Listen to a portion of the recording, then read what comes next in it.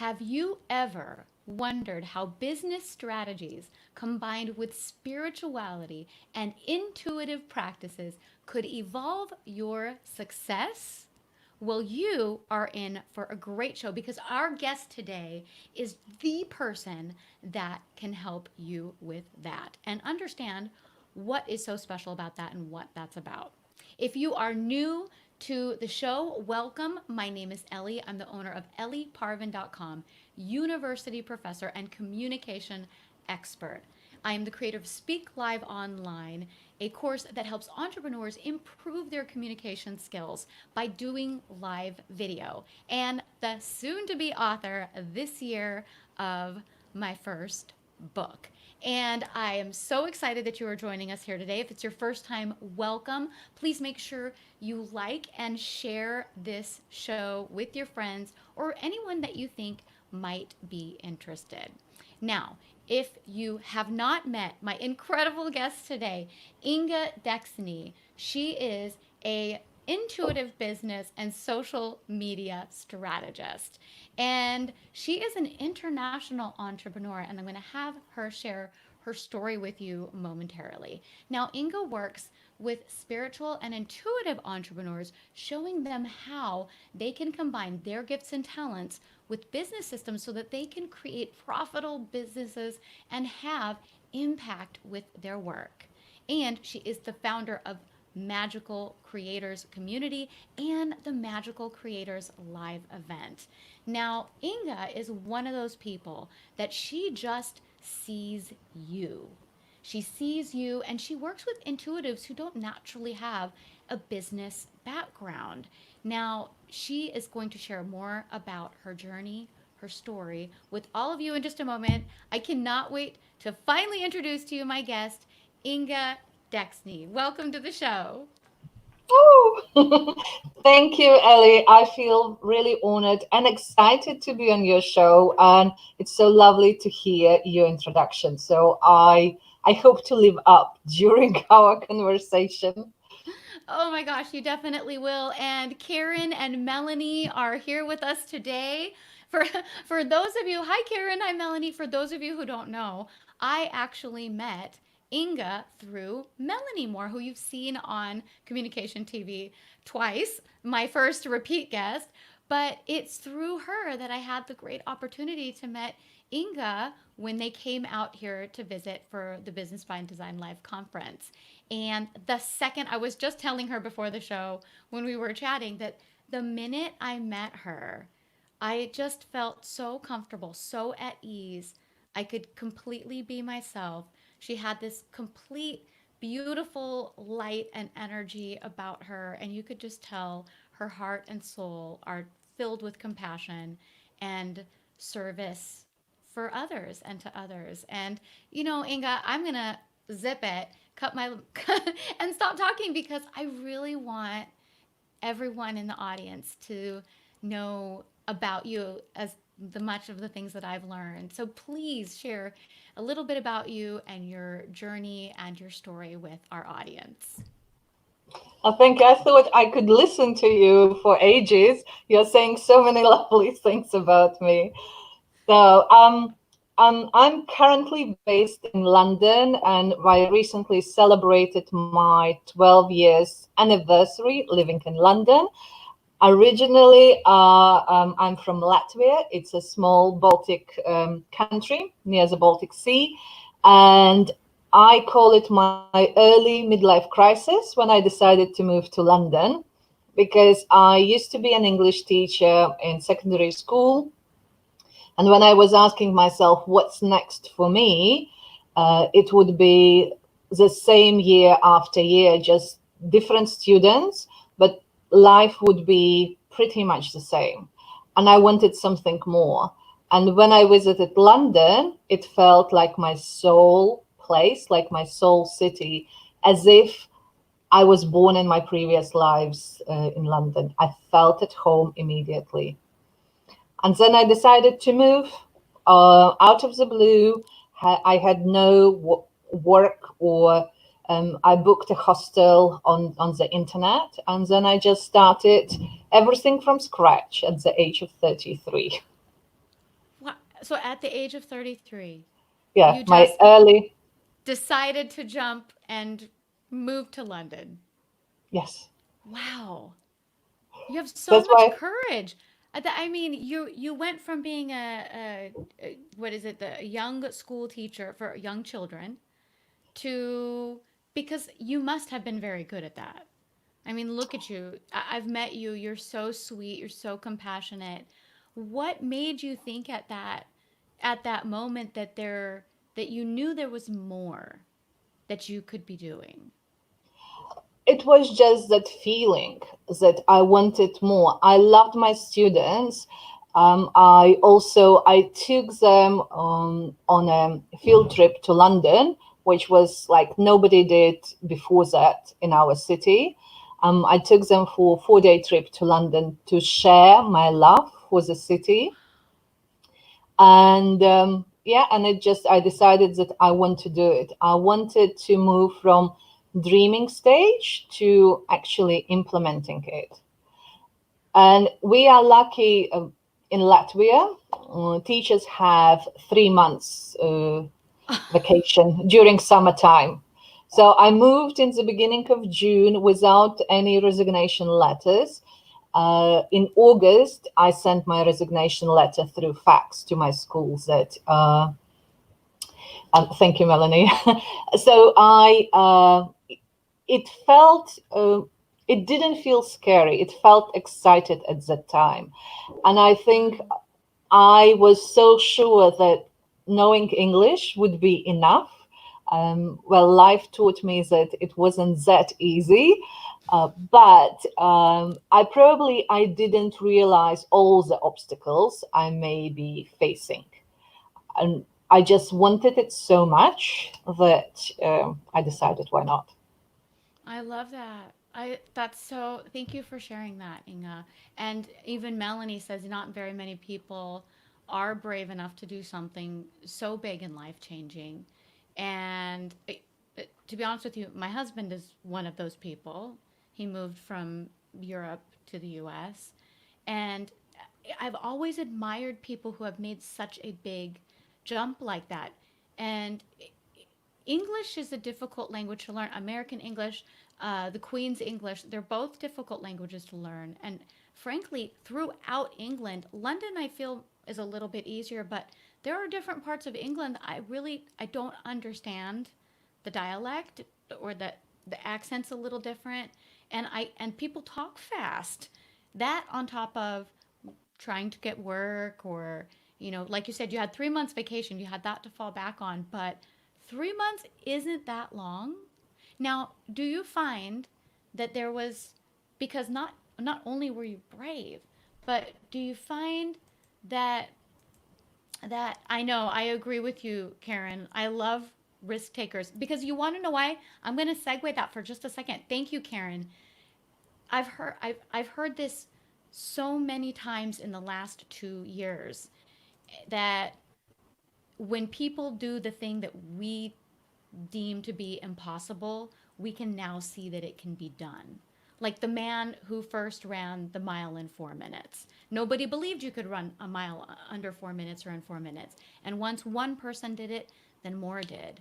And I'm sure there were plenty of people in your town that thought, oh, what are you thinking, Inga? What are you going to do over there? But you just listened to your intuition and your drive, and I think whether you knew how difficult it would be or all the obstacles or not, I don't think it would have mattered, because you wanted it more. Yes, and I remember my mantra for that time was we are not given dreams without ability to make it happen. So I thought if I manage to get to London, so I will be shown the way how to implement. Like it wouldn't be fair, just to live for a little bit and then give up. Even though it was a moment when I was contemplating, because I didn't get like a proper job till about end of August, and I was resigning from my job actually without having security. But I wanted it so much, and also I wanted to bring my kids over with me. So the challenging moment was that I had to leave them for a year while I was settling in London. But because my daughter told me, like, go there and we will wait for you and we want to move with you next year. So that was encouragement and support for me, even though it was really difficult to leave them. Wow. That that's incredible that your children encouraged you to do that. I mean, do you know what that says? I feel like now I cannot say I don't have children, but my initial impression of that is that you have raised your kids to also take action on their dreams. And Hmm. probably from a very young age, you've encouraged them to, you want to do that, do that. That's what I think. And when you do that, your children are reflections of you, Well, at right? some point, I did feel guilty in terms that I felt guilty that they have to deal with the consequences of me chasing my dreams. I healed that part, but at that moment, I did feel guilty for achieving my dreams at their expense. Wow. I But mean, but their expense for 1 year. What, but probably at the time, every mom I know has had mom guilt a minimum mm, of a dozen times in their life, I'm sure. Maybe little moments, maybe big moments. But I remember something my mom used to say to me. She would say, you know, if if I am happy, then the people around me, my children, will be happy. What wouldn't you feel guilty if you show them what it looks like when you don't follow your dreams? probably yes, and it would impact them even more if I, became bitter because I didn't follow my dreams. So yeah, you're completely right. So when a mom is happy, everyone is happy. Or what I also say is that they chose me as their mom, so they knew what they are signing up for. Right. Oh, I just love that. That's a beautiful journey for your family, and that strengthens your family as well. That's amazing. I didn't know that. I didn't Hmm. know that. And so they were young. How old were your kids? They were 12 and 9 at that time. Okay, all right. That's a great age to move. And they must love London. Not really. Well, my daughter is okay. My son prefer smaller cities or smaller places. He's not very fond of London, and he's looking to move when he finishes university. Oh, okay. Well, He is doesn't he? share. He does. He doesn't share my love He towards doesn't London. share your love. Well, that's okay. Everybody gets a great experience when they move around. I mean, as I mentioned before, my husband left his teeny tiny little country and came to the U.S. and we still don't live in a big city. We kind of live out in the rural part, but it feels like a city for him because he's used to something a smaller town growing up and having those experience of living in a big town, living in a small town, they're all things that benefit us later on. At least that is my belief, those experiences. And that's how we decide where we want to be and where we want to go. Because if we don't ever go, we don't know. Absolutely.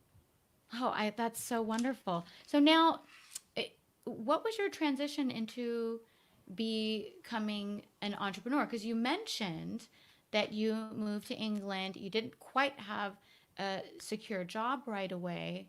I heard something the other day where they were talking about actually immigrants that come to America, that many of them become entrepreneurs because they can't get a job. They can't compete to get a job. So oftentimes, just out of survival, become entrepreneurs. What's your journey or your story into entrepreneurship? Well, when I arrived in London, I didn't think about having my own business. I was looking for a job, yeah, because I didn't know how to or what even to do for my business. But throughout the conversations with people, I started thinking more and more, well, idea of having my own business I had back in Latvia, but it seemed impossible to set it up easily. Like to set up business in London in UK is so much easier than in comparison to Latvia. And I didn't know what I would love to do. And only throughout the conversations, I discovered coaching as a business model, coaching as a profession. And when I tried it at the coaching weekend, where they show you what it can be, I instantly felt that this is like my vocation. This is what I would love to do. And I had by then I had my job. I had lovely experiences actually with my day jobs before I became an entrepreneur full time. But I was supported by my job in paying for my qualification. So I studied for a year to become a coach, and they supported me. I could practice on my colleagues and people around, so it was amazing. Wow. And I did made an attempt when my contract finished in 2011. I had my coaching qualification, and I thought, okay, I'm going to do my business full time. My contract finished. I didn't insist to extend it, and I decided I want to do my business full time. And within the first month after my contract finished and I was trying to get clients didn't come. And like money was running out and I was so panicked because I couldn't pay my rent. I still have my children were small back then, 2018. No, 2011, sorry, 2011. And I had like almost mini breakdown at that time. So it was my failing attempt to be a full-time entrepreneur back then. I got a temping job.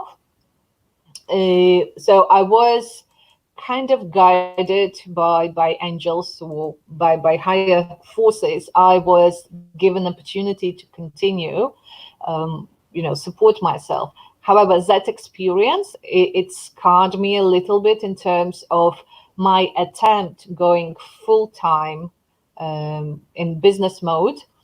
It stopped me for a while, Yeah. and only in 2013 or end of 2012, I started talking about I want my business to be on full-time basis. Because for 2 years I was combining. I worked in the mornings and in the evenings, all bank holidays, all vacations, all weekends I spent on my business, combining with my day job. And the thing was, I loved all my day jobs. Like I didn't feel the need to leave them because it was enjoyable. Mm-hmm. And only when I made the decision in 2014 that this is the year when I'm leaving my day job and I start my business as a full-time occupation. And it's so interesting. Just an hour before our interview, I got a message from member of Magical Creators sharing that they are leaving their day job, and they did the same way how I left my day job. So they used the same technique. And the technique was in the beginning of 2014, I wrote my resignation letter and I dated is 30th of June 2014. So Oh. I wrote that letter in the beginning of January. And obviously, I didn't hand it in. I printed it, I signed it, and I put it in my notebook. My last working day was on 30th of June 2014. Wow. So, and the same method worked for that person as well. So she wrote a resignation letter, and it happened so easily. What a wonderful technique to project when you want something to happen. Like that's so how did you know that was the day? You just got I just quiet and I just chose a day. You just chose a And day. I chose. I did have an opportunity, and what happened around the day, like the circumstances at my work, were indicating that if I don't pursue my dreams, I may have different circumstances when I will have to leave my job on worse condition than Oh. back then. And what I've learned also at that time, that when we have a purpose in life, when we have a soul calling, and when we ignore, life will push us to do it anyway. So if you are brave enough and take this leap of faith, even when you feel you're not ready, you will have better conditions surrounded. And if you Boy, I keep wish I knew ignoring, you in my 20s. Dang it. Oh, that's so wise. So I'm sorry. You just triggered aha in my from my 20s that I wish I knew you then. well, I wasn't that wise in my 20s, but this is what I've learned. Like, this is what I've learned, that um, we need to be brave enough, or Right. we always be supported in our dreams, like to achieve our dreams. But our if we don't follow the first cue, the circumstances will be a little bit more complicated. Yeah. I know, but that is so wise. I actually think I should write that down. It's that when you have a soul calling, when you have a passion and a mission and something that's powerful that is it's just calling you, which you truly had, that you're right, the universe will, whether you listen to the signs and you do it on your own time, or the universe will just push you right into it, right? And it might not be the best time or the best way. I mean, think about people who get laid off from their jobs. How many people say it is a blessing in disguise? Yes. I'm one of those people in my 20s got laid off. And for 2 months before, I was driving to work, having heart palpitations. I could hardly breathe driving to work. I wasn't happy with the job. And I kept thinking, no, this is normal. This is normal. I thought it was normal to be that tired all the time and stressed out, but it was not normal. And it was a blessing in disguise.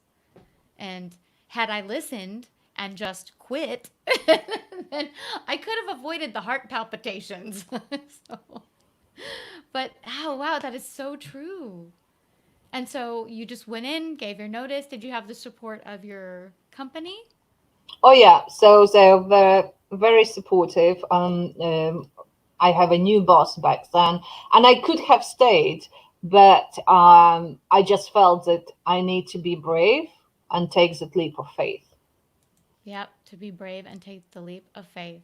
I think that's amazing. And Karen, exactly. She said, yes, that is such a powerful realization that if you won't leave your comfy spot, life will kick you out of it into a better place. So, yeah, sometimes you just have to wait for the boot.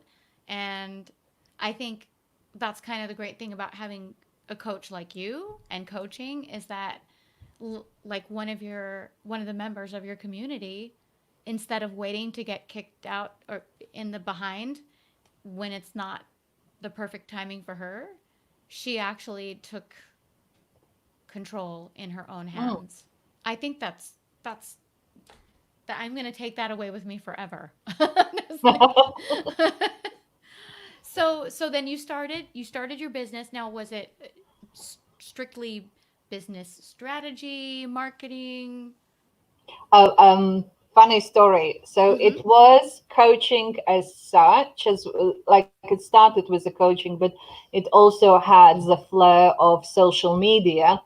And I discovered social media through love of champagne and being tipsy. I had a really open champagne bar. So, well, when I say being tipsy, it's 2 glasses of champagne, I'm done. And it I was know a beautiful you're bar. not too much taller than me, so I know it doesn't take too much. So, and it was newly opened champagne bar. It looked beautiful. Cocktails were delicious. And as you do when you are somewhere new, you try to tag yourself, like to check in on Facebook, sharing that this is where you are. And I tried to tag them like in the location, and nothing happened. And when the manager came by asking whether everything is all right, because I was after second glass of champagne, I complained. I said, no, it's not. I can't check in. I can't check in. Yeah, it was a big problem. And then he admitted that they don't know how to do Facebook. They have marketing person, but they're not familiar with social media. Again, being brave enough and tipsy, I said, I can help you. I can do social media for you. And next day, I don't know why, I think it was like guided as well. Without understanding why I'm doing it, I came back to the bar and I said, like, would you like to talk? I can help you with your social media presence. And I said them how much I'm going to charge. They were my first client. I did social media for myself, but I never did it for anyone else. And they said yes. So even though I knew how to do it for myself, I didn't know much how to take another business through social media presence. And I signed up for all possible courses at that time with Amy Porterfield, Sandy Krakowski, with somebody else. Like all the courses were available, I bought them. And I loved it. I loved it so much that social media took over the coaching aspect, and I was doing just social media. Later on, I combined, because what I've noticed, no matter if you know all the strategies, if you know all the tactics on social media, if you are fearful, if you are afraid of visibility, you will find all the reasons why it's not working for you. Even if you do all the right things, like if you post consistently, you show up, but if the energy is off, nothing will happen. Yeah. The same with Facebook ads. I do also Facebook ads for my clients. And the ad on paper can perform wonders. Like pay per click is low, a lot of click through, but it doesn't convert into paying clients at the end of the process, because there is the resistance towards success, or towards being visible or available for that amount of people. And that's why I started combining mindset and coaching and social media together. That's fantastic. Now, so that was your first realization. Did you have a fear of visibility, or you felt your clients had a fear of visibility? Um, I didn't recognize as if I had fear of visibility. I discovered it later on that I was comfortably behind the scenes, helping my clients. So my fear of visibility wasn't that obvious to me, because I was doing live streams, but at the same time, I was happy to be at the back office, so to speak, to run Facebook ads, to push my clients saying, go and do live, you need to show up there and there. So I was really good at making people to be visible. I could do live stream, but later on, I've realized that I'm afraid of being visible myself. I'm afraid of being known for what I do. And only when I created Magical Creators Live as a visibility platform for other entrepreneurs, when it became more about being visible for the sake of people who come into this community in order to create a platform for them. So it became more like a duty of being visible. And this is how the fear transmuted into service. That's wonderful. And the community that you created, the Magical Creators, that's fairly new. Was that 2019, 2020, end of 2019, early 2020? So it's when it became known. I created community in 2016, and I Oh, was so happy that it's small and cozy. Nobody knows. So comfy cozy.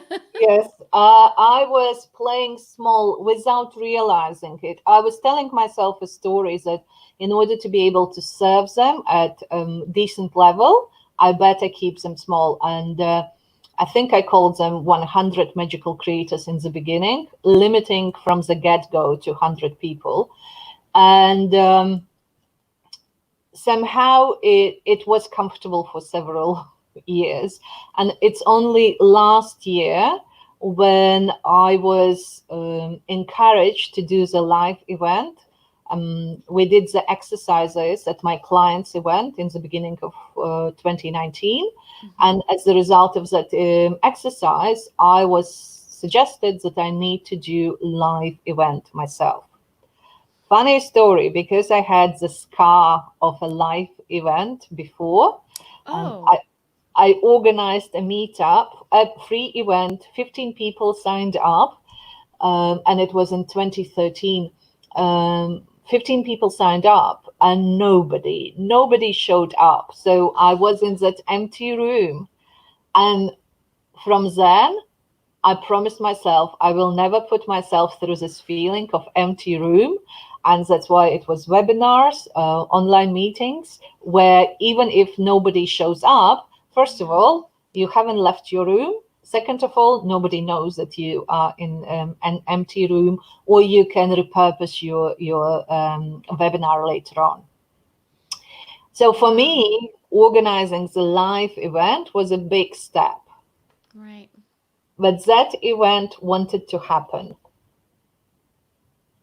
I've had that feeling before of planning something and you get RSVPs and nobody shows, or being asked to speak in an event and I'm wondering, I'm not the one that's planning it, but I'm also wondering, oh, what if nobody's there?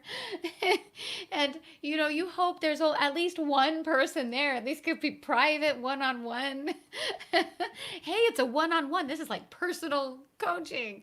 But it's it's a challenge, and then we let that fear keep us from doing it. But I know you were meant to do a live event, and I'm thinking back to what Karen said earlier about how we get comfortable in this comfy spot, like doing webinars and having our small group, and then, but again, like for the same reason you left uh, Latvia, you had a greater mission, a bigger passion, and at some point the universe is gonna push you into it, whether you liked it or not.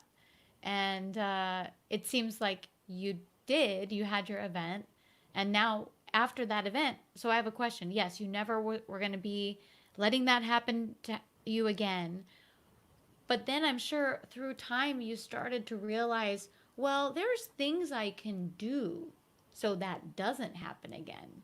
Because I saw the promotion for your live event, which I'll let you share in a little bit here because I don't want to share about what's happened because of the whole pandemic. But you instead you knew you wouldn't be alone because you brought in a fantastic group. As the leader you are, you gathered a great group of people. So even if nobody is there, you guys have each other. Yes, exactly like that. But funnily enough, so when I get this first nudge in January, I was playing with the idea I'll do it in 2020. Hmm.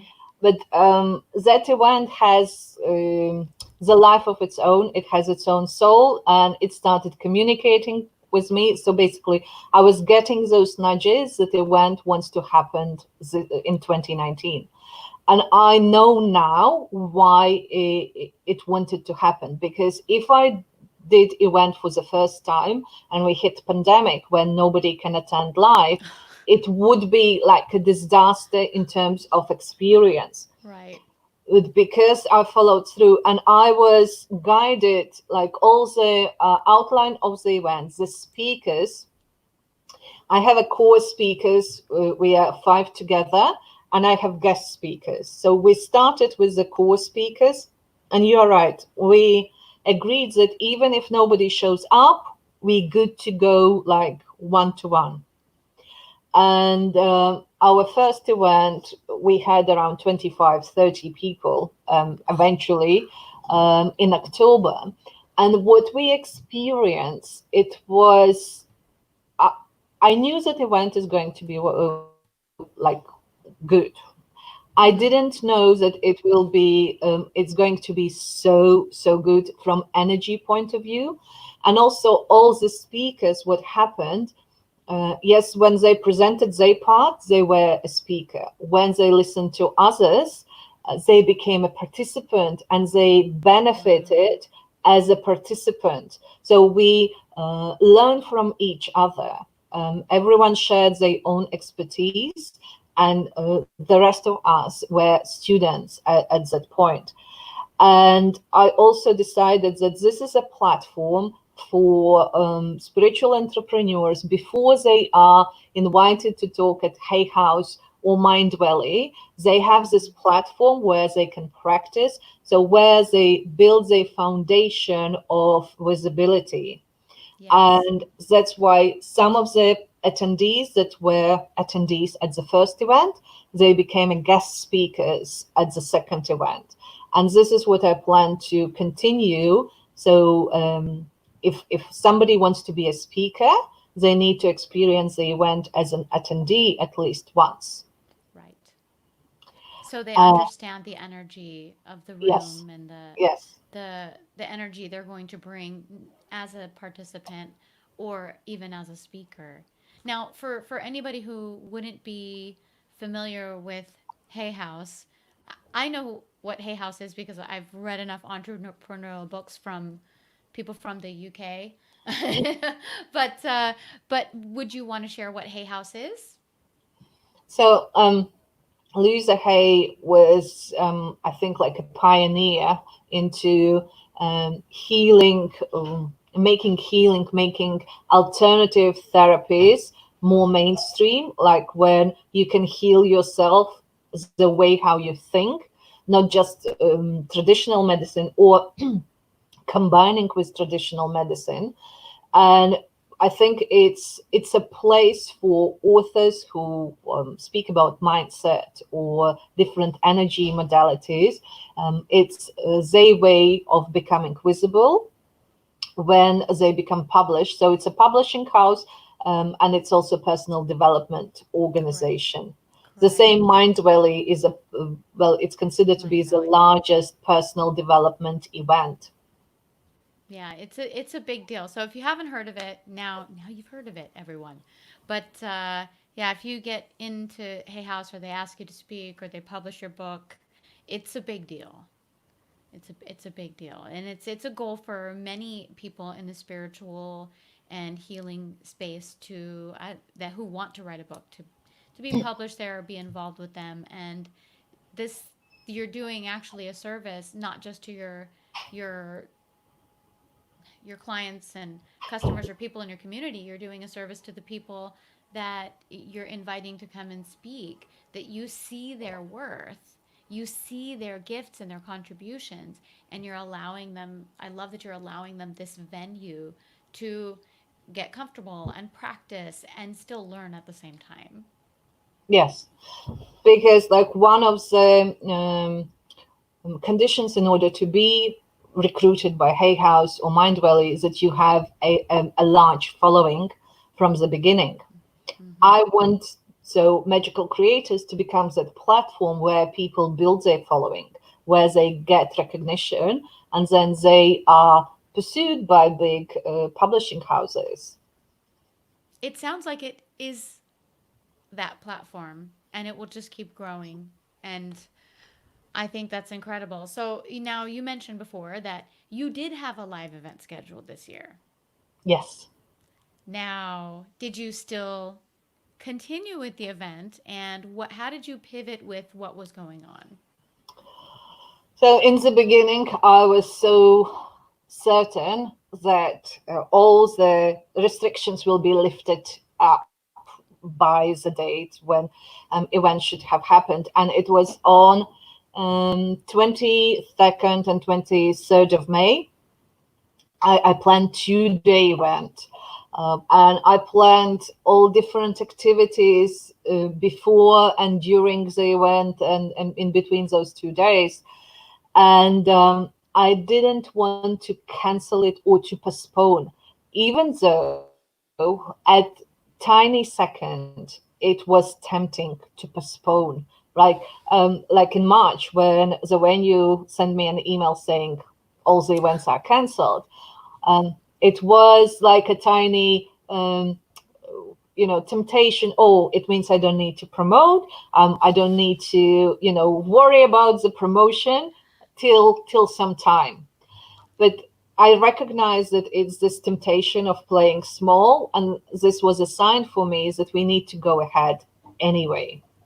And when you organize, when you promote a live event, usually your selling point is nothing can compare with live event where you meet people in real life, where you can hug each other, where you can connect.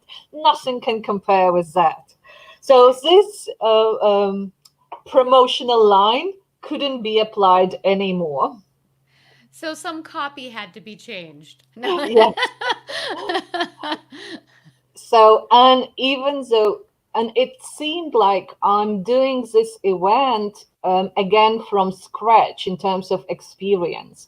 Because before that, I said, this is a new event, you need to tune in, trust your intuition, and then sign up for the event.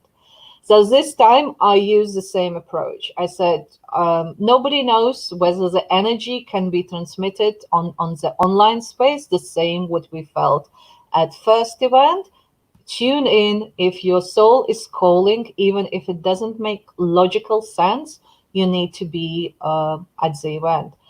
And some of people signed up, literally one of the ladies signed up on a day like 2 hours before Wow. the event started, because she saw a dream.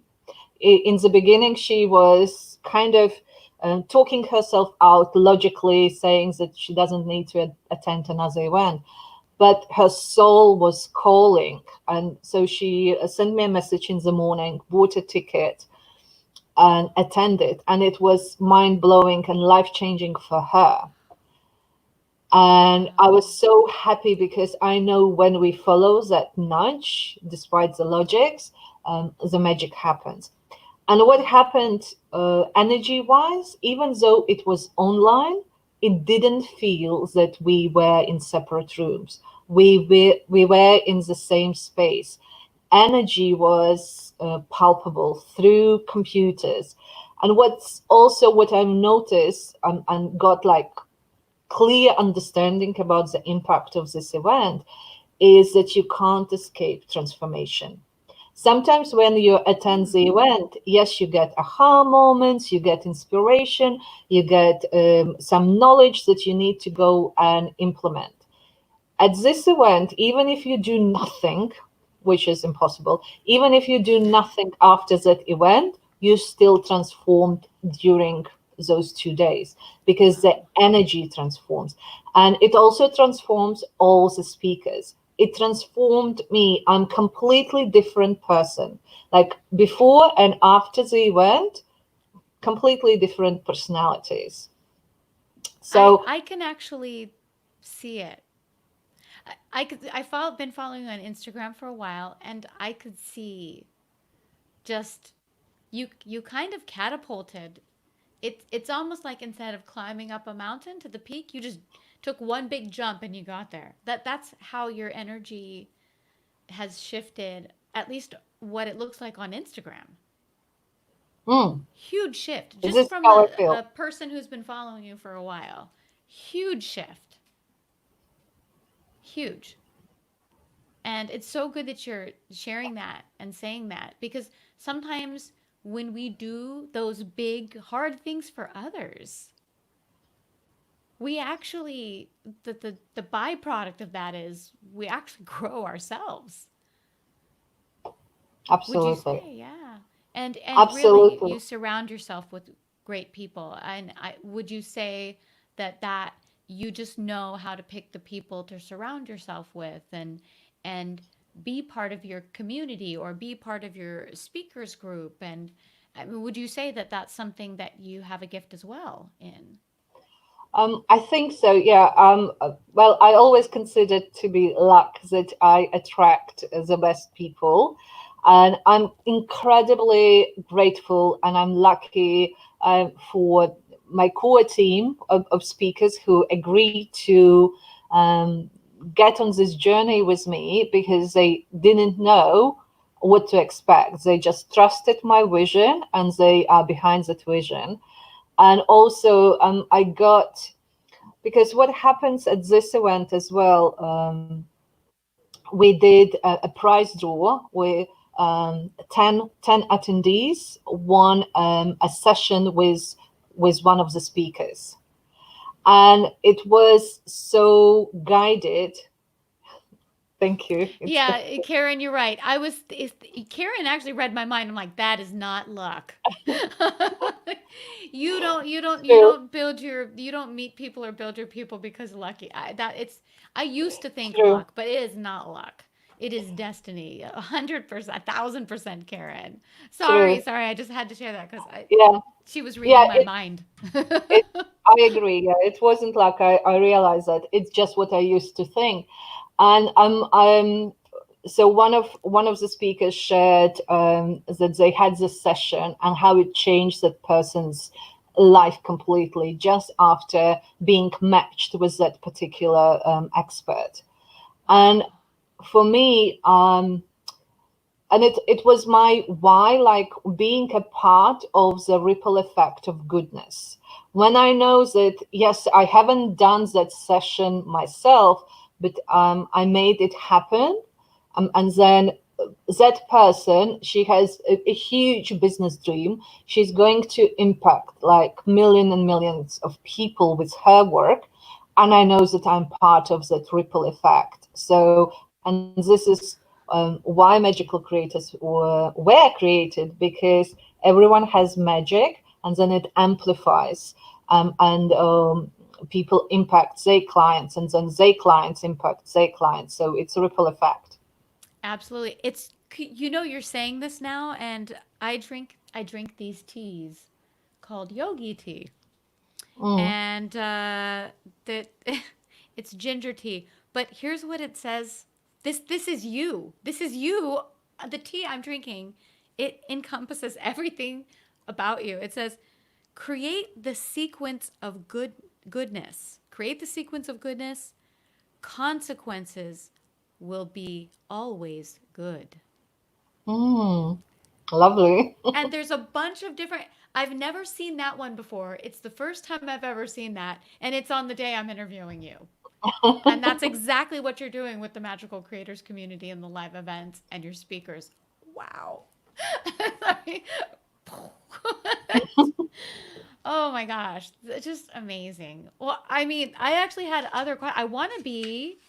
I want to value your time and honor your time here. I did have one other question I wanted to ask you before I get into the the get towards the end of wrapping up the show and ask you the final question is, now I saw that you wrote somewhere, I know you talked about always being on the constant personal development journey, which you've shared so much of and demonstrated that you are, but you said, you shared on your Instagram post in a little story that you cannot change your life without new habits.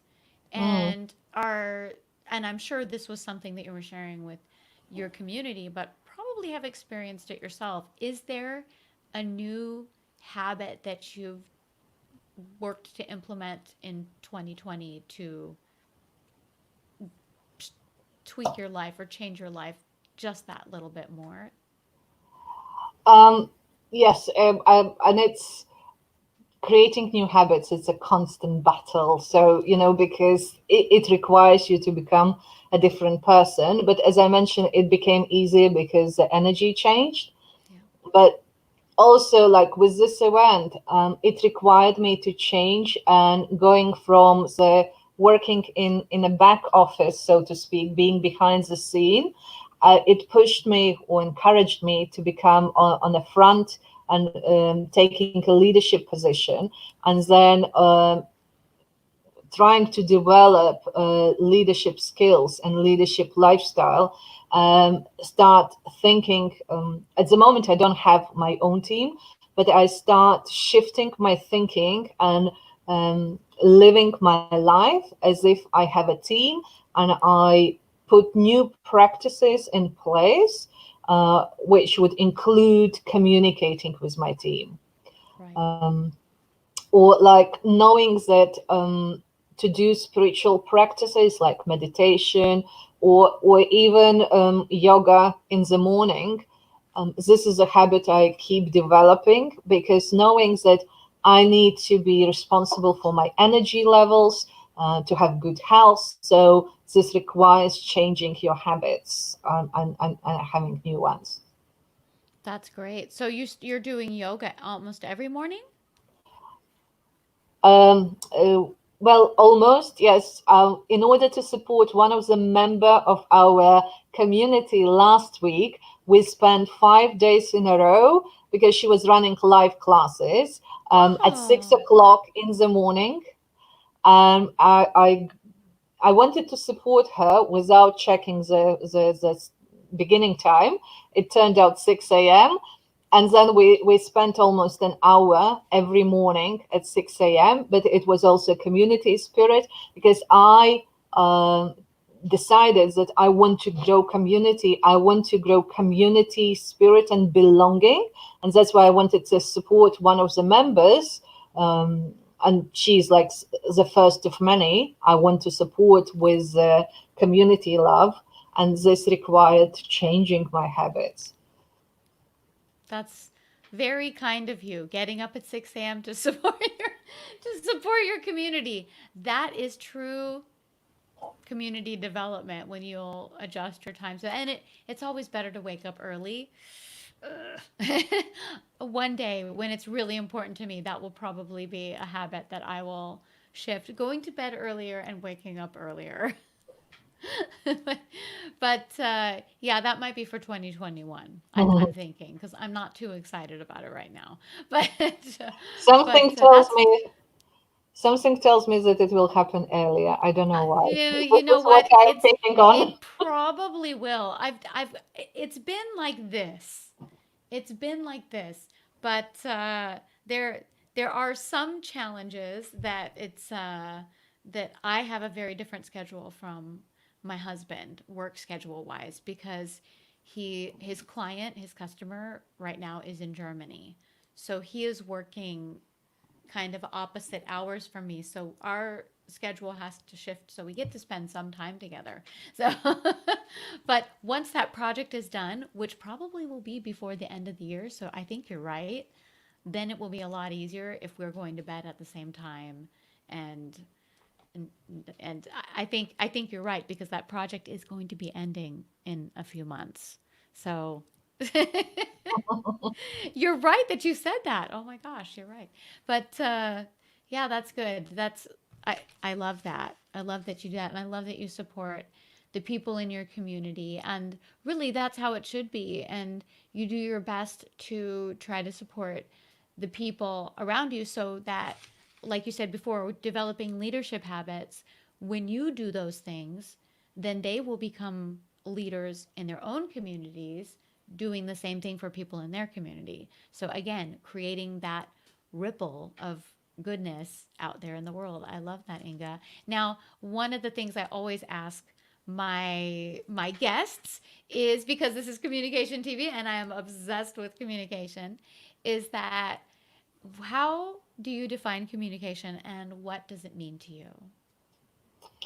Um, in terms of communication, especially in the light of what was happening around right now, I think a good sign of communication is listening, and also being able to communicate without judgment, without the necessity being right in your communication. And I think it's so important right now when all the circumstances are favorable for division, when we have different opinions, we have different beliefs, and when we eliminate that need to be right and come from a position of compassion and being able to accept different viewpoint without falling out as friends, for instance, I think this what good communication is. I that's so that is so powerful, and those are things I think about every day. I'm so glad you touched on that. Just not yeah, obviously listening is such a huge part of communication because communication happens usually in between one or two people, right? Sometimes we're communicating to ourselves, but when we're communicating to others, and especially when there's a person like yourself, a leader who's building a community, the ability to listen without judgment and the ability to not have to be right because that's really what causes so much conflict is because we judge, and generally we judge because we're our fear of others judging us. Mm, I feel because once you start I noticed that growing up that once they started to let go of what how other people judged me, which is, this kind of thing you go through when you're very young. And once you start letting go of these judgments, you realize that you don't have much judgment for other people. Or maybe it's even actually, I think it's the other way around. If you're not judging other people so harshly and you're accepting people, you worry less about how others are judging you. Because at the end of the day, when we go to bed at night and our head hits the pillow, we're thinking about so many other things. We're not thinking about that person who wore whatever outfit or that person who said whatever thing or even maybe something we saw on the news. I don't really watch the news, but I read about it. But we are thinking about when my head hits the pillow, I am thinking about just the universe taking care of the people I love in my life. mm. That's what happens when my head hits the pillow. And then I meditate. So that is really what I think about every night. And it allows, I think we have these habits that we develop that allow us to listen without judgment and without needing to be right. This would be a really peaceful world. True, it's not easy, and I think the good beginning would be stop judging ourselves because we are the harshest critics. And I Hmm. think the moment you start and stop judging yourself is the first step towards recovery and healing. So true. And not expecting ourselves to be perfect. Mm, I think that's a big thing because the need to be perfect is so intertwined with that self judgment, and we're human, and as long as we come from a good place, and if we make a mistake, own up to it, say sorry, forgive people when they make mistakes because we make mistakes too. I mean, it sounds really simple, but yet I know it's hard because again, we grow up with these experiences that we need to hold on to certain things sometime because we haven't released it or experienced it, which is why I think spirituality and healing and organizations like Hay House and groups like the Magical Creators are are almost places of healing as well. So yeah. I thank you so much for sharing that. Well, where can our guests find you or follow you, Inga? Um, they can find me on Instagram under Magical Creators Live. So it's magical Oh, underscore magical. Oh, live. that's And Facebook. and it's Facebook as well. So yeah, Instagram is Magical Creators Live, and the same you can find me on Facebook, um, because I'm building now Magical Creators as a brand. As a So brand, yeah. And it's a beautiful, I love your Magical Creators Instagram page. You're sharing wonderful words of affirmations and phrases of affirmations. And I love those very much. So thank you for sharing those on there. But I live on Instagram. I love Instagram. So make sure you follow and find her there. Now Inga does have something that she is launching soon. You want to do? Would you like to share that? Even though there's only one spot left. It was it. She talked about it for 1 minute. She didn't even get to promote it, and there's only one spot left. So, do you want to share that? What you're working on?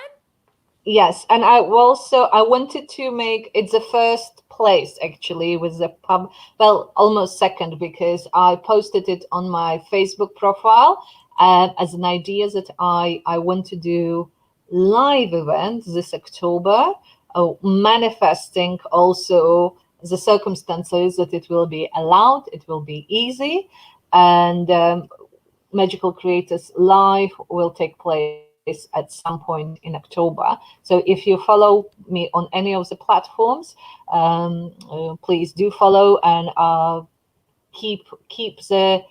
It will be announced next week, exact date and so on. Oh, it'll be announced This like so. So follow her on the platforms to hear about the announcement and what it's going down in October. And again, I just want to thank you so much, Inga, for coming on the show, being just such an incredible guest. I'm so glad we had a chance to catch up because I haven't seen you since the live event in, I think it was maybe a year ago. I think it it was a was year ago. 2018, October 2018. 2018. Yes, Yes, October 2018. And it's just such a honor. Thank you so much. And for all of the guests watching us live, Karen, Melanie, and anybody watching the rebroadcast, I thank you so much. I value you. I appreciate you. And I know Inga does too. We want to wish thank you you. communication for success, health, and happiness.